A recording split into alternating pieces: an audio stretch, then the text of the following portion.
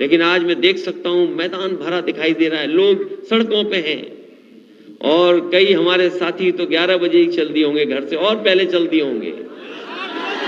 अब तो शाम हो गई। ये बहुत दूर से आए हैं, ये बता रहे 9 बजे ही चल दिए थे। तो सोचो जो 9 बजे चला वो आज अभी कितना समय हो गया सोचिए। लेकिन ये गाजीपुर की ऐतिहासिक धरती है, ये समाजवादी धरती है, ये वीरों की धरती है, ये वो धरती है जिसने फौज में लड़ने का जज्बा दिया है। इस धरती से पैदा हुए लोग इतिहास बनाने का काम करते हैं। हम चाहे उस्मान जी को याद कर लें या पाकिस्तान के छक्के छुड़ाने वाले हमीद को याद कर लें, वीर अब्दुल हमीद। ये धरती वो है और नेताजी के आह्वान पर, समाजवादियों के आह्वान पर यहाँ के लोगों ने हमेशा इतिहास बनाने का काम किया है। इस बार तो हालांकि ये गाजीपुर ने पहली बार नहीं, कई बार पहले भी इतिहास बना चुके हैं। लोग बताते हैं कि चरण सिंह जी के जमाने में जब दूसरे दल का पूरा रुतबा होता था तब भी यहां पर लोग चरण सिंह जी के कहने पर एक एक वोट डाल करके समाजवादी आंदोलन या किसानों की लड़ाई लड़ने वाले के पक्ष में ही वोट डालते थे। जब मैं यहां पर सभाओं में आया था, चुनाव की सभाओं में मैं जब यहां आया था, यहां पर लोग सुनना नहीं चाहते थे। वो इंतजार कर रहे थे कि वोट कब डालने का मौका मिलेगा। मंच रहा होगा, मंच से दूरी खत्म कर दी थी यहां के नौजवानों ने, मुझे याद है। और केवल गाजीपुर में नहीं, उस चुनाव में मैंने गाजीपुर से लेकर के आखिरी आपके शामली से लेकर के उन इलाकों में भी देखा था कि अगर कहीं चुनावी सभा समाजवादियों की थी तो बल्ली और जनता का कोई हिसाब किताब नहीं था, कोई रोक नहीं पाया। आज रिजल्ट कुछ भी आ गया हो, किसी की भी सरकार बन गई हो, किसी की भी सरकार बन गई हो, लेकिन जनता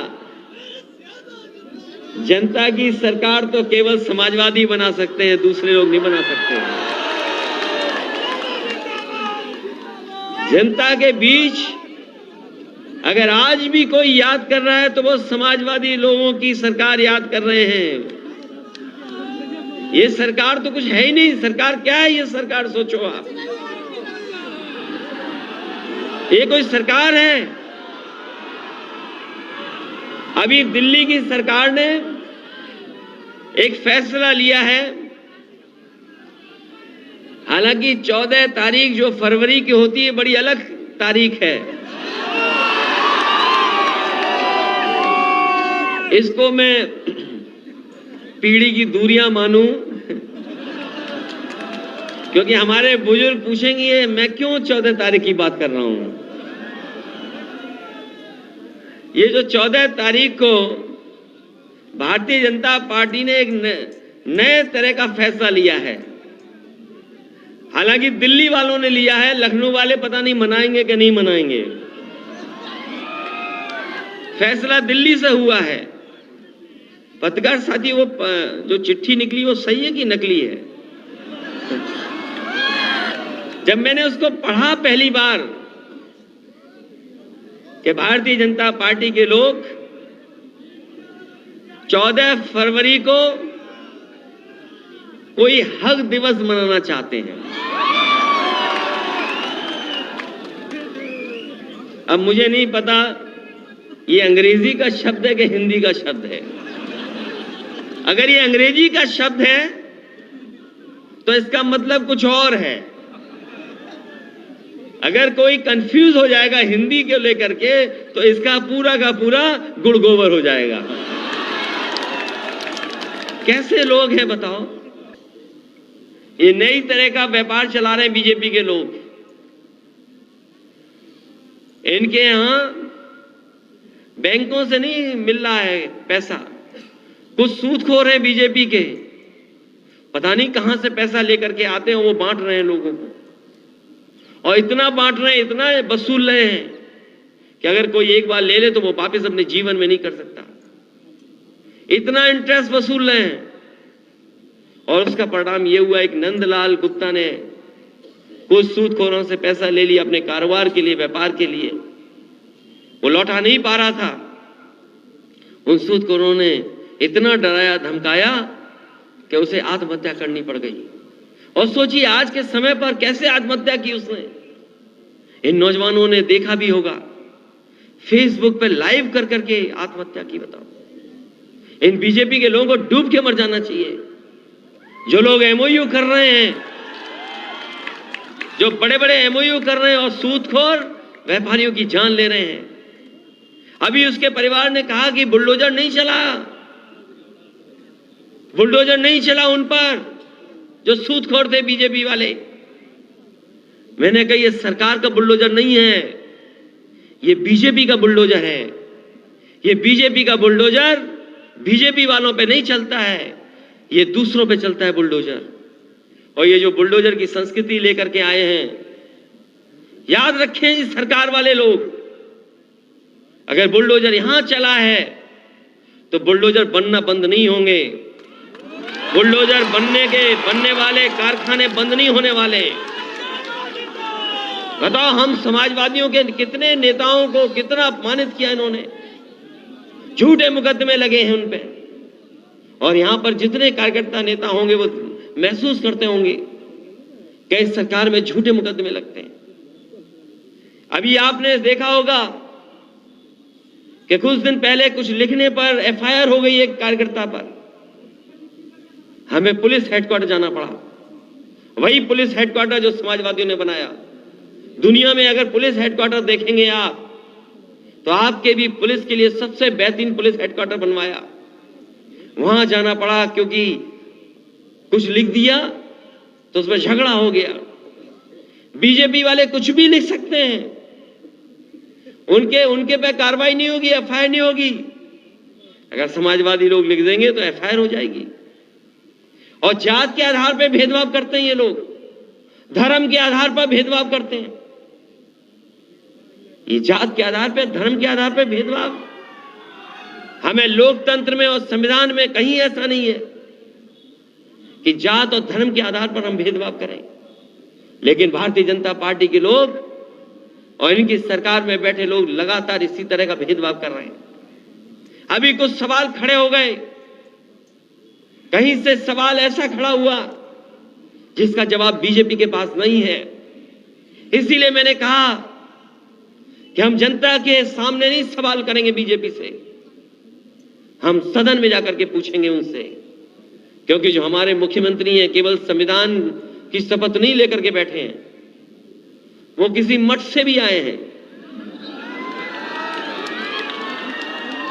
और मठ पर तो इसलिए आ गए क्योंकि उनके परिवार के लोग पहले मठ में थे। अगर उनके परिवार के लोग मठ में नहीं होते तो शायद मठ पर नहीं पहुंच पाते। उन्हें हमारा और आपका परिवारवाद तो दिखता है, लेकिन उन्हें अपना परिवारवाद नहीं दिखाई देता है। उन्हें अपना परिवारवाद नहीं दिखाई दे रहा है। और इनके जो फैसले हैं, इनकी आप कल्पना नहीं कर सकते। यही पूर्वांचल के लिए कहते थे, एक्सप्रेसवे के लिए, कि ये भ्रष्टाचार वाला पूर्वांचल एक्सप्रेसवे है। याद है कि नहीं याद है? इस हाईवे को कहते थे ये समाजवादियों ने इसमें लूट की है। अरे कभी लूट देखी नहीं हो तो बुंदेलखंड एक्सप्रेसवे की देख लेना, क्या लूट हुई है वहां पर। प्रधानमंत्री जी ने उद्घाटन किया, इंद्रदेव ने बारिश कर दी, गड्ढे गड्ढे हो गए, पूरा एक्सप्रेसवे बह गया। बुंदेलखंड का एक्सप्रेसवे, इसकी जो कीमत है उससे ज्यादा कीमत लगा दी वहां पर। हमें दुख है इस बात का। अभी मैं जाते हुए देखता हुआ गया और आते हुए देखता आया हूं, हमारे पूर्वांचल एक्सप्रेस वे पर कोई ज्यादा ट्रैफिक नहीं दिखाई दे रहा, गाड़ियां नहीं चल पा रही हैं और उतने भी लोग नहीं चल पा रहे जितने समाजवादी लोग रथ के समय चल लिए थे उसमें। मुझे याद है जब हम लोगों ने शुरुआत की थी इसी हैदरिया और पखनपुरा के पास, जहां पर यह हाईवे खत्म हो जाता है, बताओ अगर 1 इंच भी बीजेपी ने आगे बढ़ाया हो तो बता दो आप, अगर 1 इंच बढ़ा हो तो बताओ आप उसके आगे। मैंने उस समय जिलाधिकारी से पूछा एक दिन कि बताओ ये हैदरिया पखनपुरा से आगे जा रहा है कि नहीं जा रहा है एक्सप्रेसवे? बोले हमें पता ही नहीं है, सरकार को सोच ही नहीं रही। और ये इसलिए मैंने छोड़ दिया था, मैंने कई बार प्रेस में कहा, सदन में कहा और मैं आज फिर कहता हूं, मैंने इसलिए छोड़ दिया था क्योंकि ये एनओसी नहीं देते हमें। अगर हम इस सड़क को और आगे बढ़ा करके ले जाते तो एनएचएआई का ये कानून है कि 10-15 किलोमीटर के अंदर कोई टोल सड़क नहीं बन सकती। इसलिए मैं जानता था कि ये एनओसी नहीं देंगे और अगर एनओसी नहीं देते तो शायद ये एक्सप्रेसवे नहीं बन पाता। इसलिए मैंने 15-20 किलोमीटर छोड़ दिया, आगे नहीं जोड़ा जा करके, और उसके कारण ये सड़क बनकर के तैयार हो गई। और ये सड़क इसलिए बना रहे थे, ये केवल चलने के लिए नहीं थी, शहर को जोड़ने के लिए नहीं थी, इसके आसपास हम मंडी बनाना चाहते थे। आप हमारा घोषणा पत्र उठा करके देखिए, इसके आसपास मंडी बन रही थी और इसके आसपास हम अपने नौजवानों के लिए ट्रेनिंग इंस्टीट्यूट बनाते, 1 साल की ट्रेनिंग पाते और कहीं ना कहीं उन्हें रोजगार या नौकरी मिल जाती। हमारा अधूरा सपना वही रह गया, हम लोग नहीं बना पाए। लेकिन दुर्भाग्य देखो, जिन्हें सरकार में मौका मिल गया, एक बार नहीं दूसरी बार, वो नहीं बना रहे, उस सड़क को आगे नहीं ले जा रहे हैं, आगे नहीं ले जा रहे हैं। और मैं आज इस मंच से खड़ा होकर कह सकता हूं, अगर समाजवादियों ने वो सड़क न बनाई होती ऐसी, तो शायद देश के प्रधानमंत्री उस सड़क पर कभी अपना हवाई जहाज नहीं उतार सकते थे। अगर किसी कारण उनका हवाई जहाज उतरा है तो वो समाजवादियों की देन है और समाजवादियों की सोच है, इसी वजह से हवाई जहाज सड़क पर उतर गया था। अभी एक मुख्यमंत्री जी के साथ हम लोग कार्यक्रम में गए थे तेलंगाना, वहां के मुख्यमंत्री केसीआर साहब ने हम सबको बुलाया था। उस सभा में एक मुख्यमंत्री ने बड़ी अच्छी बात कही, उन्होंने कहा कि ये रेल, ट्रेन, एलआईसी, सरकारी संस्थाएं सब बेच रहे हैं, एक एक करके बेच दिया, पानी का जहाज पोर्ट बेच दिया, रेलवे बेच दी, हवाई जहाज बेच दिए, हवाई जहाज के अड्डे बेच दिए, एलआईसी बेच दी, बैंक बेच दी, लेकिन एक चीज खरीद ली इन्होंने, मीडिया।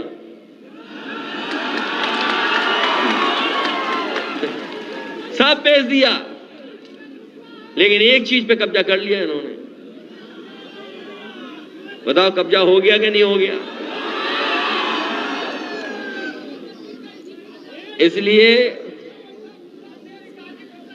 इसलिए हमें और आपको मिलकर के और जोड़ करके कामयाब होना है। हालांकि हम लोग बाई इलेक्शन में आजमगढ़ पीछे रह गए थे, उसके कारण कोई हो, लेकिन मैं जानता हूं इस बार गाजीपुर से लेकर के आजमगढ़ से होते हुए और आखिरी तक आप देखना समाजवादी पार्टी का कितना झंडा बुलंद हो इस बार। ये मैनपुरी भी हराना चाहते थे नेताजी के क्षेत्र में, ये नेताजी के क्षेत्र में मैनपुरी में भी चुनाव हराना चाहते थे। पहले इन्होंने अधिकारियों की सेटिंग की, फिर इन्होंने पुलिस की सेटिंग की, अधिकारी की सेटिंग की, और फिर इन्होंने ये भी तय किया कि कौन पुलिस वाला जाएगा, कौन नहीं जाएगा वहां पर,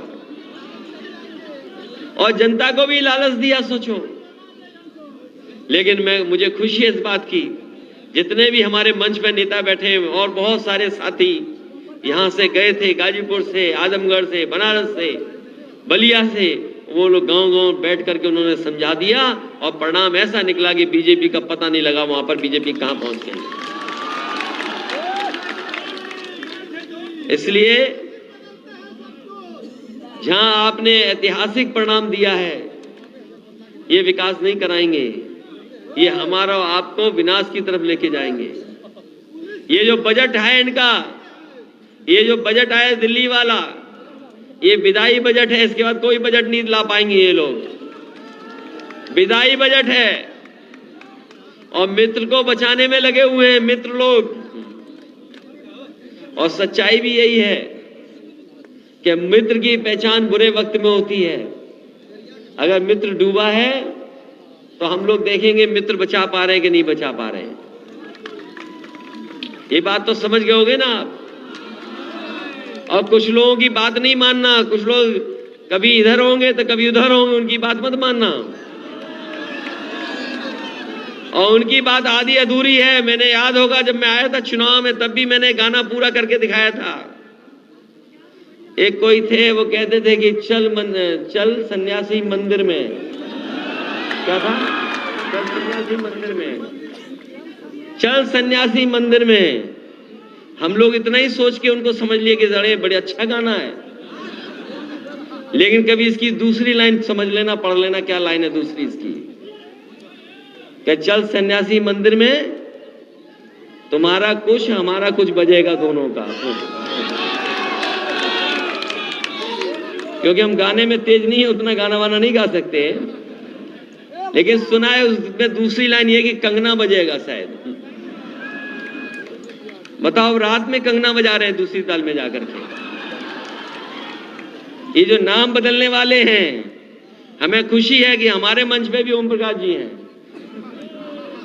ये नाम बदलने वाले अगर हैं तो ओम प्रकाश नाम ही रख दो इस जिले का। ये जो नाम बदलने वाले प्रस्ताव दे रहे हैं तो ओम प्रकाश नाम ही रख लो, तो कम से कम हमारे पास तो है एक नाम। इसलिए इनके चक्कर में मत पड़ो। ये गरीबों को धोखा देने वाले लोग हैं। ये पॉलिटिक्स में बिजनेसमैन हो गए हैं, बिजनेसमैन। ये राजनीति को बिजनेस समझ रहे हैं। हम समाजवादी लोगों ने भरोसा किया है और जो कुछ कर सकते थे त्याग, गठबंधन बनाने में हम लोगों ने त्याग कर करके ही गठबंधन बनाने का काम किया था। लेकिन अब आने वाले समय में समाजवादी पार्टी कहीं गठबंधन करने नहीं जा रही। अपनी अकेली ताकत पर साइकिल पर सवार होकर के चलेगी और जो साथी साथ हैं उन्हें लेके चलेंगे। बस कोई नया गठबंधन नहीं, कोई राजनीति में एक्सपेरिमेंट नहीं। अब केवल अपने किसान और नौजवानों पे भरोसा करके और बुनकर भाइयों पे भरोसा कर करके अगले चुनाव में साइकिल ही साइकिल लड़ने वाली है। इन्हीं सपनों के साथ मैं अपने सभी बुजुर्गों का और किसान भाइयों का बहुत बहुत धन्यवाद देते हैं, बहुत बहुत आभार प्रकट करता हूँ। कैसा भारत चाहिए, समाजवादी अखिलेश के संग समाज के पथ पर आइए।